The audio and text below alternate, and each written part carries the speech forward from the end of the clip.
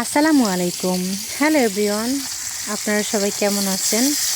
আলহামদুলিল্লাহ আমি ভালো আছি। এই তো আজকে তেলাপিয়া মাছ দিয়ে রান্না করব আলু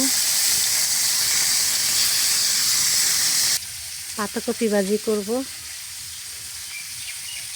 সুন্দর করে কুচিয়ে ধুয়ে নিয়েছি, এখন পানি ঝরার জন্য রেখেছি।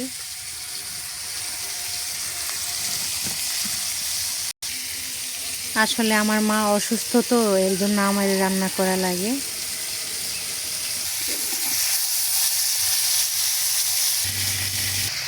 ভাতের মার গালতেছি আর এই সাইডে মাছ ভাজতেছি।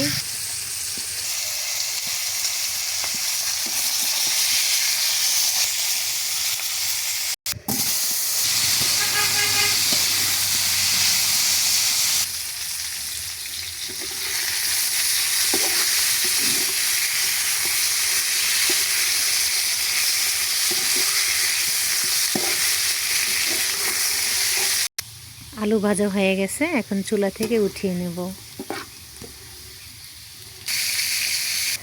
পেঁয়াজ রসুনের পেস্ট দিয়ে দিয়েছি। এই পর্যায়ে দিয়ে দিব তেল, স্বাদ অনুযায়ী লবণ।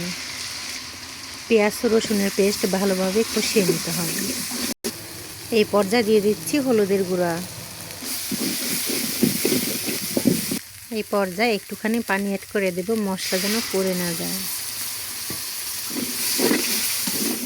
শুকনো মরিচ আমি তেলে টেলে বেটে নিয়েছিলাম শিলপাটায়।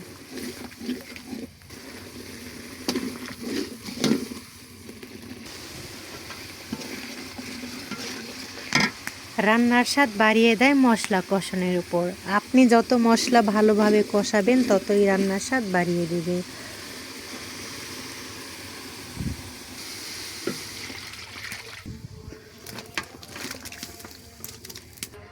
ভেজে নেওয়া আলু প্রথমে দিয়ে দিয়েছি।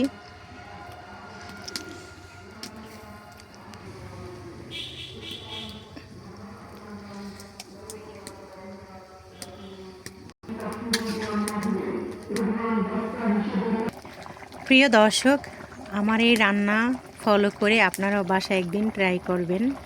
আশা করি নিরাশ হবেন না, ভালো লাগবে। তো আজকেও আমার বাবা ধান কাটার জন্য লোক নিয়েছে। আসলে লোক পাওয়া যায় না, এখন তো সবারই ধান উঠেছে, তো তারা মুরগি খেতে চায় না। তো এর জন্য আজকে ডাল, পাতাকপি ভাজি এবং তেলাপিয়া মাছ দিয়ে আলু রান্না করেছি। আমার মা অসুস্থ, তো সে রান্না করতে পারে না, এর জন্য আমারই রান্না করা লাগে। এই পর্যায়ে দিয়ে দেব ধনেপাতা কুচি,